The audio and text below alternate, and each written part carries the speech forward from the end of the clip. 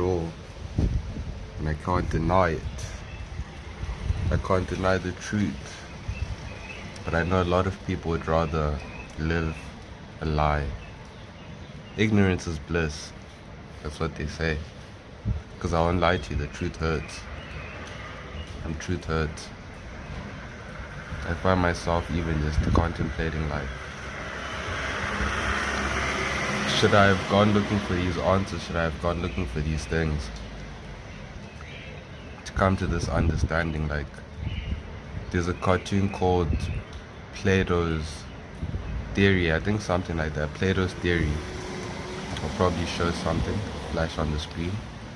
But basically the concept of the cartoon is that they're people who were born and raised inside a cave. They're chained up in a cave.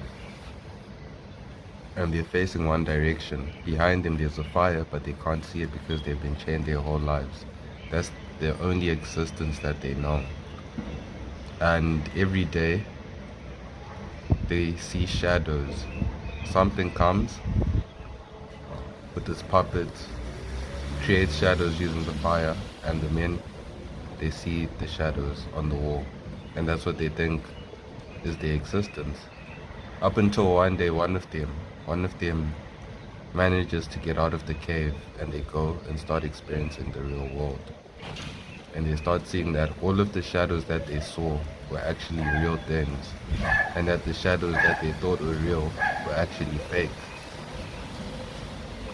So now with this new knowledge, after he's seen a beautiful world, he tries to go back to save the rest of them. And the rest of them, they don't want to be saved.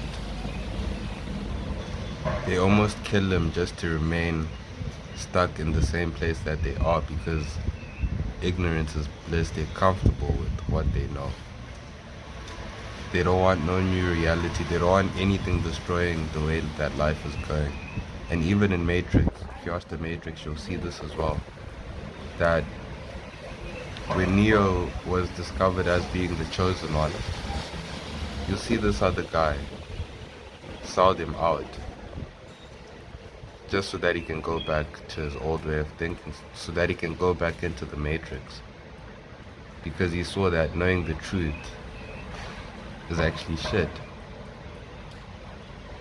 And you see in the movie, he clearly says it to them, like, if I could go back and not know any of the things that I know now, and just live in that comfortable place where there's good food, there's nice broads, all of these things, I would trade it all.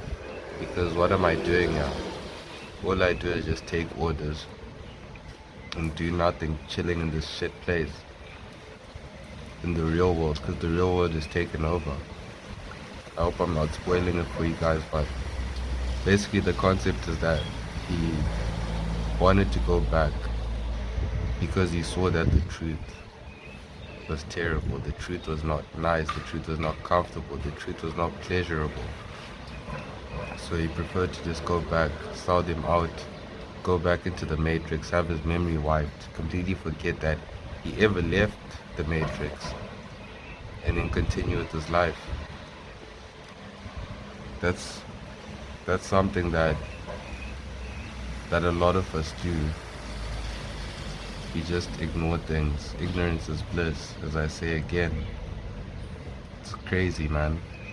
Because knowing the truth hurts. It's a bitter pill to swallow, but it's a pill that must be swallowed nonetheless if you want to start healing, if you want to start getting better. You have to swallow the truth. I look at my culture, I look at black culture, I look at all races of culture, what's going on in the world, and you see how people have created false gods, idols, things that they worship. They don't even know that that's what they worship. I hear it in the music now. If you listen to rap music, all they talk about is drugs, females, money. Those are their gods. That's all they care about. Why don't they ever speak about God? Because that's the life that they know.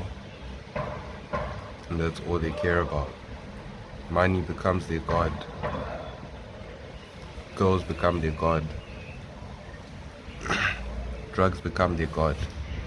And then the rest of us who don't make the music, we go and we listen to it. And you end up wondering, why did you become the way that you are? But you've been hearing this for a long time. It's been replaying in your head. Every time you put on your earphones, your headphones, every time you go to a party, the message keeps coming over and over and over and over again, programming you, programming you, programming you. That's exactly what's happening. I see, even just not in black culture, just in any culture, they sing about love, they sing about all these things. You know, pleasure seeking, basically. They sing about love, about a girl wants a guy wants a girl. All of that being programmed into your mind, that this is how you should be, this is the normal thing. This is your God. This is your God. This is your life. And then you wonder why people place so much importance on those things when those things are not important. They're not as important as God.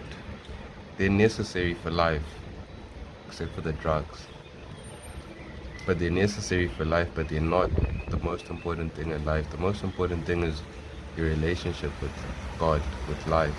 That's what will keep driving you forward. And if you have a good relationship with God, everything else in your life is going to be taken care of. The results will show because you have a good relationship with God. You put God first.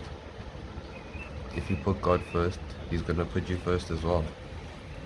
But if you put women first, God is not going to put you first. If you put money first, God is not going to put you first.